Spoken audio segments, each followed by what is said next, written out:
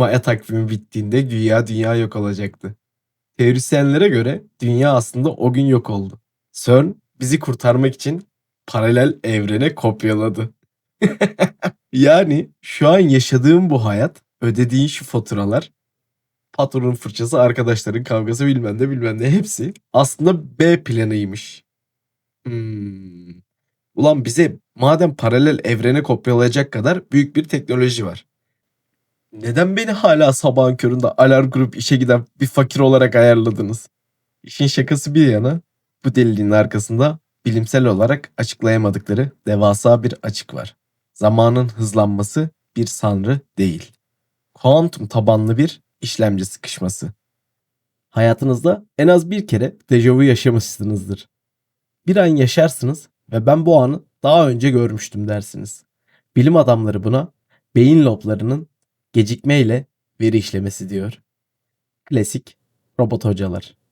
Şimdi bir de Zod gözüyle bakalım. Bir online oyun oynarken internetin anlık koptuğunda ne olur? Karakterin ışınlanır. Oyun seni 3 saniye geriye atar. İşte dejavu tam olarak budur. Bir server rollback. Evrenin sunucuları o an 8 milyar insanın verisini işlerken anlık bir lag yani kasma yaşıyor. Sistem çökmesin diye ana işlemci evreni 5 saniye geriye sarıyor. Sen o anı daha önce yaşamadın. Sistem o anı biraz önce zaten işledi ama sunucu hata verdiği için sana aynı sahneyi tekrar izletti. Yani bildiğin evrenin işlem sistemi Windows hata raporu veriyor. Gelelim o en büyük soruya. Zaman neden bu kadar hızlı akıyor? Çocukken bitmek bilmeyen o yaz tatilleri, o devasa uzun günler neden şimdi göz açıp kapayıncaya kadar bitiyor? Çünkü simülasyonun bir render yani görüntü kapasitesi var. Biz dünyadaki insan nüfusunu, teknolojiyi milyarlarca kat arttırdık. Eskiden sistemin işlemesi gereken veri düşüktü. Ekran kartı rahattı. Frame'ler pürüzsüzce akıyordu. Ama artık 8 milyar insan var abi. İnsanın dijital ayak izi, kuantum uyduları, yapay zekalar bu evrenin işlemcisini çılgınlar gibi yoruyor. Bir bilgisayar aşırı ısındığında ne yapar? Performansı düşürür, kare atlar. İşte zamanın bize hızlı gelmesinin sebebi belki de biraz da bu. Evren artık 60 kare değil. Saniyede 24 kare akıyor. Sistem aradaki kareleri işlemeye yetişemediği için silip atıyor. Zaman çizgisi çizgisel olarak ileri zıplıyor. Biz zamanı hızlandı sanıyoruz. Hayır abi hayır. Evren resmen kare kaçırıyor, donduruyor. Peki tüm bunların CERN ile ne alakası var diyeceksiniz. CERN'deki o bilim insanları portal açmıyor dedik ya. Aslında çok daha tehlikeli bir şey yapıyorlar.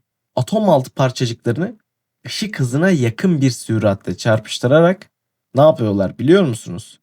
Sistemin sınırlarını çiziyorlar.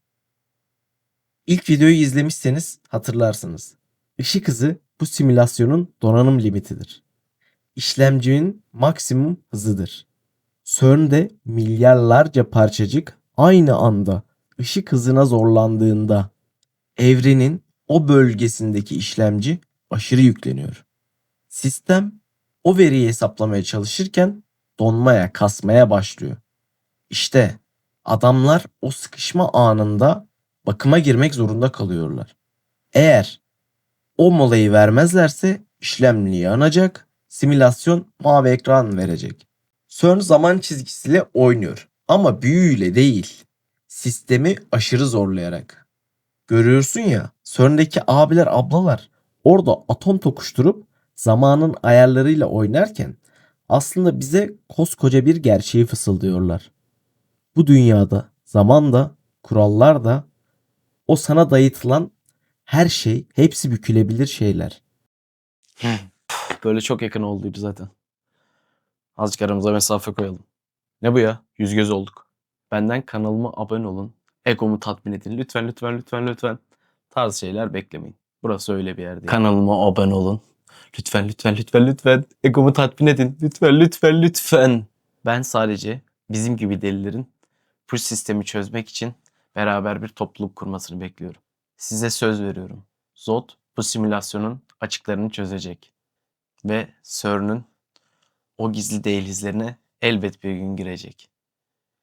O gün geldiğinde sizleri de yanımda görmek istiyorum. Bu serüvende bana yoldaş olduğun için teşekkür ediyorum. Daha yeni başladım ama hepinizin ayrı ayrı yerini şimdiden not etmeye başladım. Ve alta yorum yazan herkesi listeme dahil ediyorum.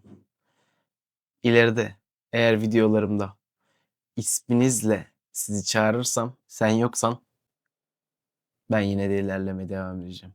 Ama sen yoksan bu kurguyu yapmamın, bu videoyu çekmemin hiçbir manası yok. Ben Zod. Bir sonraki simülasyon açığında görüşmek üzere. Kendinize dikkat edin. Tabii yine de geleneksel dansımızı yapmadan geçmeyeceğim. Ben bunu oluşturacağım. Karar verdim. Every word I move so descriptive like an adjective. I got a vendetta against people who patented being negative when you should be getting after it.